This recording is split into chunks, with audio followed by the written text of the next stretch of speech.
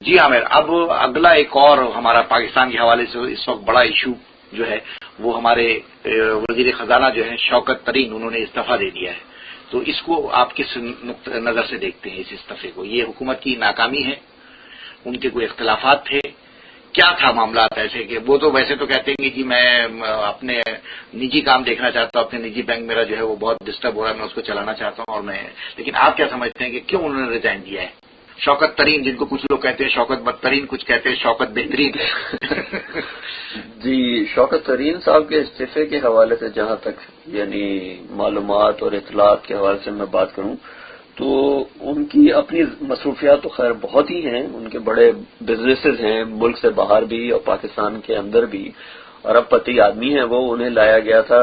یعنی معاشی معاملات کے سدھار کے اور اس کے لیے. لیکن سننے میں جو آیا ہے، لیکن انہوں نے کچھ اچھے کام تو جی کیے، انہوں نے بڑے کئی اچھے اسٹیپس لیے، اور جب وہ ان چیزوں پہ عمل درآمد کے لیے اپنی ہی کیبنٹ کے لوگوں کو اور پرائم منسٹر صاحب کو، صدر صاحب کو تجاویز دیتے تھے تو ان کی کسی تجویز پہ ان کے بقول 2 سال میں کوئی عمل درآمد نہیں ہوا، جس کی وجہ سے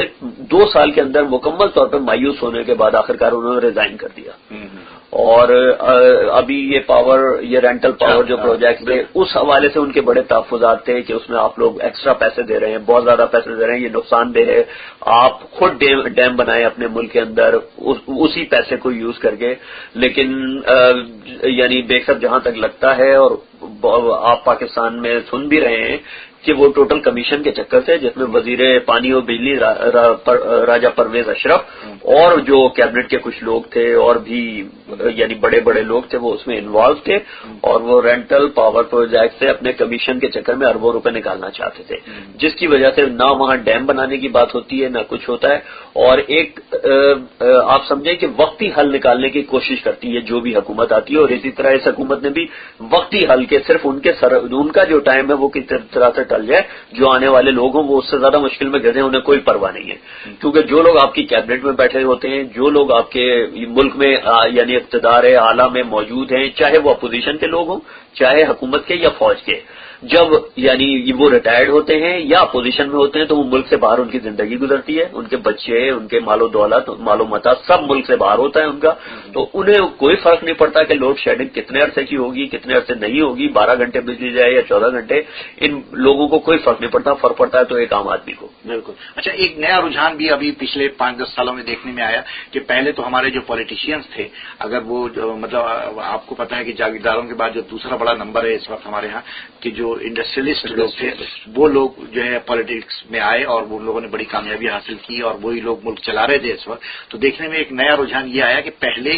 جو کچھ ان کا ہوتا تھا، انڈسٹری وغیرہ ہوتی تھی وہ ملک میں ہوتی تھی، لیکن اب ایک نیا رجحان سامنے آیا کہ وہ سب لوگ باہر انڈسٹری میں لگا رہے ہیں. انہوں نے چاہے وہ اپوزیشن کے لوگ ہوں یا حکومت موجودہ حکومت کے، اور بہت سے فوجی بھی جن میں عام پبلک کو میرے خیال میں یہ نالج میں ہے کہ ہمارے جو موجودہ آرمی چیف ہیں جنرل اشفاق پرویز کیانی صاحب، ان کے جو بھائی ہیں وہ پاکستان کے بہت بڑے انڈسٹریلسٹ ہیں اور بلینرز میں ان کا شمار ہوتا ہے. تو یہ میں سمجھتا ہوں کہ پبلک کو بھی یہ بات نالج میں ہوگی. اور اسی طرح میاں نواز شریف صاحب لے لیں یا زرداری صاحب لے لیں یا ان کی کیبنٹ کے لوگ لے لیں یا میاں نواز شریف کے سابق کیبنٹ کے لوگ لے لیں، ان میں سے 95% لوگوں کے جو کاروبار ہیں، بڑی بڑی انڈسٹریز ہیں، وہ سنگاپور، ملائیشیا اور دبئی، اس طرح یو ایس اور کینیڈا میں ان کے بزنسز ہیں. بالکل. کینیڈا میں بھی اس وقت لاتعداد ایسے پولیٹیشینز کے رشتہ دار، جی ٹھیک ہے، فوجی موجود ہیں جو یہاں بہت بڑا پیسہ لے کر آئے پاکستان. بہت سے ایسے فوجی بڑے یعنی ریٹائرڈ فوجی جو اعلیٰ رینکس کے تھے، ان کے بیٹے یہاں موجود، ان کی اولادیں یہاں پہ موجود ہیں اور انہوں نے بڑے بڑے پروجیکٹ بنا رکھے ہیں، ہاؤسنگ پروجیکٹ ہیں ان کی بڑی بڑی انڈسٹری لگی ہوئی ہے یہاں پہ. بلینئر لوگ ہیں وہ یہاں پہ، اور یہ سارا پبلک کا پیسہ یہاں لے کے آئے ہوئے ہیں جسے وہ اپنا حق سمجھتے ہیں. پچھلے 63 سالوں سے مکمل لوٹ کھسوٹ رہے ہیں اس ملک کو، اور اب عیاشی کی زندگیاں گزارتے ہیں یہ لوگ اس طرح سے یہاں پہ. صحیح. تو مطلب آپ کیا سمجھتے ہیں کہ جو وزیر خزانہ کا استعفیٰ ہے یہ حکومت کی بڑی ناکامی؟ جی میں تو یہی سمجھتا ہوں کہ حکومت کی نہیں، یہ تو پاکستان کی بھی ناکامی ہے وزیر خزانہ کا استعفیٰ. کیونکہ شوکت ترین کو پہلے بھی لوگ مطلب کیبنٹ میں لا کے یوز کرتے رہے ہیں انہیں، کیونکہ یہ ایک بہت اچھے بینکار ہیں اور ان کے پاس بڑے کہنا چاہیے کہ آئیڈیاز بہت اچھے تھے کہ اگر ان پہ عمل درآمد کیا جاتا تو پاکستان کم از کم یہ جو چھوٹے موٹے مسائل اور اسپیشلی یہ جو ہمارا پاور کا مسئلہ ہے اس حوالے سے ہم اس سے چھٹکارا پا سکتے تھے اگلے 3-4 سالوں میں، لیکن اس پہ عمل درآمد کرنے کی زحمت نہیں کی گورنمنٹ نے۔ بالکل۔ تو جناب یہ ہماری گفتگو جاری ہے، ایک بریک لیتے ہیں اور بریک کے بعد ہم دوبارہ حاضر ہوتے ہیں۔ میرے ساتھ آج موجود ہیں پاکستان کے حوالے سے گفتگو کرنے کے لیے عامر آرائی۔ جی عامر، اور آئیے اب ذرا ایک بالکل آج کا ایک ٹاپک لیتے ہیں جو ہم جس دن ریکارڈنگ کر رہے ہیں اس ڈیٹ پہ جو ہے یہ آج تازہ ترین خبر ہے، اس پہ ذرا آپ کچھ تبصرہ کیجیے کہ یہ کیا ہے اور یہ کیوں اس طرح کا معاملہ اٹھایا گیا۔ آج جو صدر اسمبلی میں اجلاس ہوا اس میں جو ایک سینئر وزیر ہیں وہاں کے بشیر احمد بلور، انہوں نے اردو زبان کے بارے میں کہا ہے کہ جی یہ رابطے کی زبان ہے، قومی زبان نہیں ہے اور اردو پاکستان کے تمام علاقوں میں بولی نہیں جاتی۔ تو یہ ایک عجیب سی بات، یعنی ایک سینئر وزیر اس کو یہ نہیں پتا کہ پاکستان کی قومی زبان اردو ہے یا نہیں ہے۔ اور جہاں تک اس خبر کے حوالے سے بات چیت ہوئی تو میں آپ کو بتاؤں کہ پاکستان کی قومی زبان اردو ہی ہے، اور بشیر احمد بلور کو سینئر وزیر ہیں، پڑھے لکھے آدمی ہیں اور ان کی عمر کا ایک وسیع حصہ گزر بھی چکا ہے، تو میرے خیال میں ایک ایکسپیرینسڈ آدمی ہیں، انہیں اس بات کا احساس ہونا چاہیے کہ اگر یہ اردو زبان نہ بول رہے ہوتے تو یہ جو ایوری سیکنڈ ڈے آ کے اسلام آباد میں وزیروں مشیروں سے اور حکومتی ایوانوں میں بیٹھ کے ڈسکس کرتے ہیں تو یہ پشتو میں بات کرتے ہیں یا انگریزی میں، یہ صرف اردو یا پنجابی کے ذریعے سے ہی بات کرنے کی کوشش کرتے ہیں۔ اور میں سمجھتا ہوں کہ اسلام آباد میں جو سندھ کے لوگ آئے یا فرنٹیئر کے یا بلوچستان کے یا پنجاب والے اسلام آباد میں آئے تو انہیں اردو ہی میں آپس میں بات چیت کرنی پڑتی ہے، یا اگر بہت زیادہ ایلیٹ کلاس کے لوگ ہوں تو وہ انگریزی میں آپس میں بات کر لیتے ہیں، لیکن پشتو یعنی پشتو والا سندھی سے سندھی میں بات نہیں کرتا، سندھی والا پشتو سے پشتو میں بات نہیں کرتا، تو اردو کو ہی ذریعہ بنایا جاتا ہے۔ تو بشیر احمد بلور صاحب کو یہ بات سوچ سمجھ کے کہنی چاہیے تھی، اور انہوں نے جو بھی بات کہی ہے میں سمجھتا ہوں کہ یہ آئین کے خلاف بات کہی ہے۔ بالکل آئین کے خلاف بات کی، کیونکہ اردو قومی زبان ہے آئینی طور پہ۔ آئینی طور پہ۔ اچھا، اور دوسری بات یہ کہ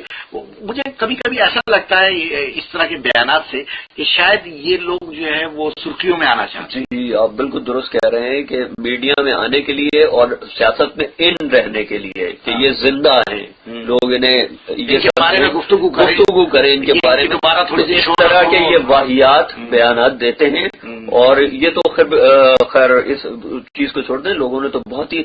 کہنا چاہیے کہ عجیب قسم کی باتیں کر کے شہرت حاصل کرنے کی پاکستان توڑنے کی بات کرتے ہیں، کبھی پاکستان توڑنے کی بات کرتے ہیں، کبھی پاکستان کو انڈیا کے ساتھ ملانے کی بات کرتے ہیں، کبھی پاکستان آپس میں ایک دوسرے کو غدار کہا جاتا ہے، ٹھیک ہے نا، ایجنٹ کہتے ہیں، ٹھیک ہے نا۔ اس طرح میرے خیال میں یہ سستی شہرت حاصل کرنے کا ایک طریقہ ہے۔ جی بالکل، میں بھی یہی سمجھتا ہوں۔ میں یہی سمجھتا ہوں کہ آج تو مطلب یہ غیر ضروری بات تھی، غیر ضروری بات، کہ جہاں اتنے مسائل آپ گھرے ہوئے ہیں وہاں اس طرح کے ایشوز چھیڑ کے آپ لوگوں کا رخ بھی بدلتے ہیں، دوسری طرف لوگوں کا دھیان لے کے جاتے ہیں اور سستی شہرت حاصل کرنے کی کوشش کرتے ہیں۔ بالکل، اور میں سمجھتا ہوں کہ اس کو اتنا سیریس لینا بھی نہیں چاہیے، لیکن جو پاکستان میں لوگ بیٹھے ہیں، پھر میں نے آپ کو وہی کہا کہ یہ لوگ اصل مسائل سے ہماری توجہ ہٹانا چاہتے ہیں، اس وجہ سے یہ اس طرح کی حرکتیں کرتے ہیں تاکہ لوگ اصل مسائل کے حوالے سے بشیر بلور سے نہ پوچھیں کہ بشیر بلور تمہیں ہم نے منتخب کیا تھا تو تم نے ہمارے حلقے کے لیے ہمارے لوگوں کے لیے کیا کیا۔ صحیح بات، بالکل صحیح بات ہے۔ اور جناب یہ دیسی ریڈیو کینیڈا ایک ایسا پلیٹ فارم ہے جہاں سے ہم پوری دنیا کے پاکستانیوں سے مخاطب ہو سکتے ہیں اور ان تک اپنی رائے پہنچا سکتے ہیں، اور یہ ہم بتا سکتے ہیں کہ پردیس میں بیٹھ کر بھی ہم نے دیس پر نظر رکھی ہوئی ہے اور ہم آپ سے زیادہ ان معاملات میں جذباتی ہیں، اور ہم کوشش کرتے ہیں کہ پاکستان جو ہے ان مسائل سے باہر نکلے تو کچھ جو ہے ہماری باتوں سے بھی شاید کچھ لوگوں پہ اثر ہو۔ جی جی بالکل، میں سمجھتا ہوں۔ ہمارے جو لسنرز ہیں اگر وہ اس سلسلے میں کبھی ہم سے بات کرنا چاہیں تو وہ ہمیں کال کر سکتے ہیں، ہمارا نمبر ہے 4166489622۔ اپنی رائے آپ دے سکتے ہیں ان ٹاپکس پر بھی اور کوئی اور ٹاپک پر بھی، تو آپ اپنی جو ہے رائے ہمیں ریکارڈ کروا سکتے ہیں۔ اس کے علاوہ SMS کا طریقہ بھی ہے۔ تو عامر آپ کا بہت بہت شکریہ کہ آپ یہاں ہمارے اسٹوڈیو میں آئے اور آپ نے اتنی اچھی آج جو ہے باتیں کی پاکستان کے موجودہ حالات کے حوالے سے، اور ہم امید کرتے ہیں کہ یہ سلسلہ جاری رہے گا اور آپ سے ملاقات ہوتی رہے گی انشاءاللہ۔ بے صاحب بہت شکریہ آپ کے بلانے کا، تو انشاءاللہ آپ جب بھی آئندہ بھی بلائیں گے تو انشاءاللہ حاضر ہوں گے۔ بہت شکریہ جناب۔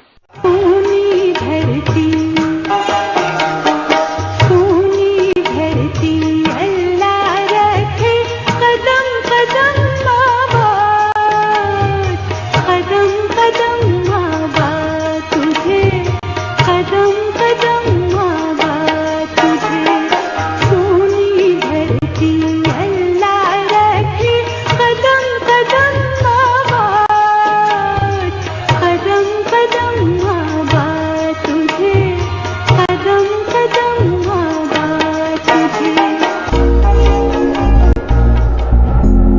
परदेश में बैठा हूँ, दिल की बातें किससे कहूं, कौन है यहाँ जो मेरी सुने।